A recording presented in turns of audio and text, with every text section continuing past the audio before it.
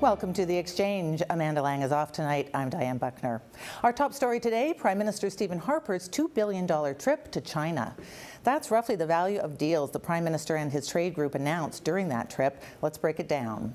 One of the new deals will allow Canadian companies to do business in renminbi, the Chinese currency. Another will see Bombardier selling a number of regional jets to a Chinese airline. Air China and Air Canada agreed to work on a joint venture to share revenue across some routes, and Canada signed a deal with China to push forward nuclear cooperation, paving the way for CANDU reactors. After announcing those deals, the Prime Minister moved on to the Asia-Pacific Economic Cooperation Summit. Canada is in negotiations with 11 other countries over a proposed trade deal called the Trans-Pacific Partnership, including the U.S., Japan, Mexico, and Australia.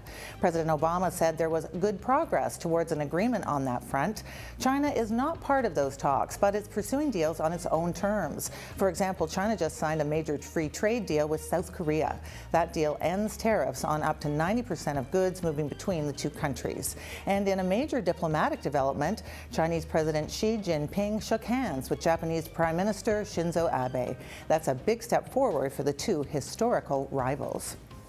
The Prime Minister's office is portraying Harper's trip to China as a success, and Harper took care to emphasize that Canadians value more than just strong business relations.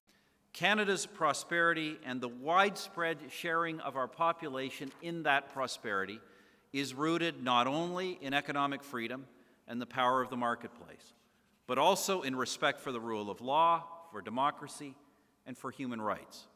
As Canadians, we cannot and should never ignore these principles while doing business. They are not separable concerns. We turn now to the CBC's Evan Solomon for the political X factor on this. And it's a pretty big factor in this case, isn't it, Evan? I mean, talking about human rights, also needing to do business with such an important economic partner. Talk about how the Prime Minister is trying to manage these dual goals. Well, the Prime Minister has woken up to reality since he became Prime Minister. This is realpolitik. He realizes that the second largest trade partner for Canada is China. Two-way bilateral trade, Diane, in 2013, about $73 billion.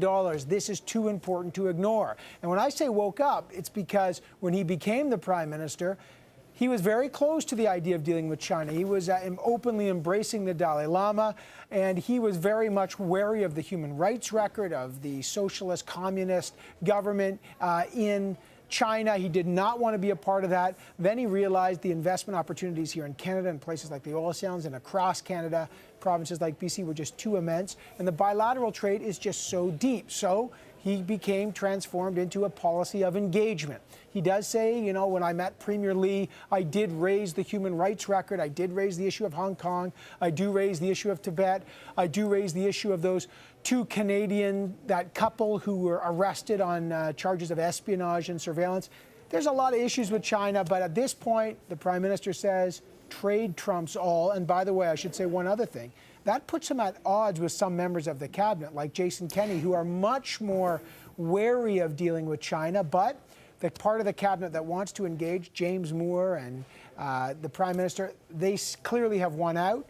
And that's why you're seeing this trip. Yeah, that's why I wanted to ask you about what's going on with the caucus, because, of course, the Dalai Lama was in Canada just a couple of weeks ago, and some of those very important members of the cabinet met with him. The Prime Minister did not.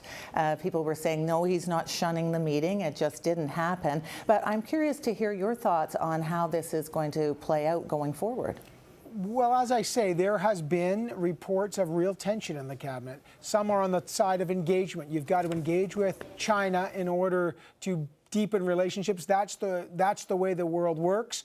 It will be the largest economy in the world very soon. And you ignore it at your peril. Australia, the United States, the European Union, everyone's engaged with China. And they believe that theory, that's the best way for China to move towards democracy, to move on some fundamental issues. The other side says, look.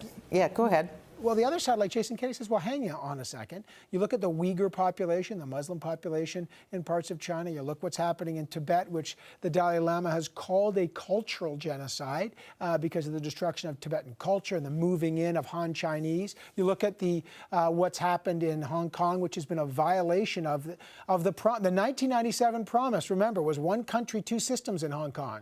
And now, what we're is seeing there is one any- country, one system. Is there any chance that this closer relationship with China could hurt the Conservative government when it comes time for the next election? You know, possibly this is an issue. There's always issues in terms of Chinese investment here. You saw that when you saw investment in the oil sands and the regulations that then evolved out of that in terms of foreign ownership. But the truth is, neither the NDP nor the Liberals nor the Conservatives are really now offside on this. This is not a wedge issue. The Liberal criticism, and they were, you know, it was Jean Chrétien who had those trade missions to China, waving his red book, and those taking business leaders. The Liberals say, they criticize him for those 8 lost years where they say Mr. Harper didn't engage enough. So I don't think there's a big political liability. I just think if something changes, look at how China handles what happened in Hong Kong. Look at the new Chinese leadership, how it handles not just human rights, but consolidation of power. Their economy is slowing down. Look what's happening with tensions in Japan. That's a rough neighborhood. It's not smooth sailing.